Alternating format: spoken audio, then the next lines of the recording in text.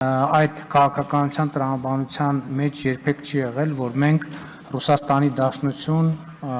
այցեր չենք ունենալու եւ Ռուսաստանի Դաշնության հետ հարաբերությունները չենք զարգացնելու եւ չենք խորացնելու։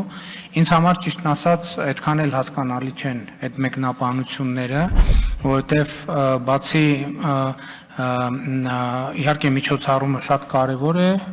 նաեւ երկրորդ աշխարհամարտում տարած հաղթանակի համատեքստում, բայց նաև այդ հանդիպումներում քննարկվում են հարցեր, այդ թվում երկկողմորակարգի հարցեր, տարբեր հարցեր եւ նման առիթները բաց թողելը այնքան էլ ճիշտ չի լինի եւ առավել եւս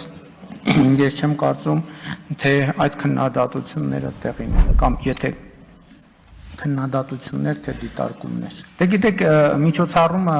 ավելի շատ նվիրված է լինելու մայիսի 9-ին,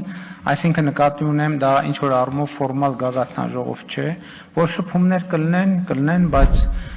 որքանով այդ շփումները կֆորմալացվեն, վստահ չեմ, որովհետև շատ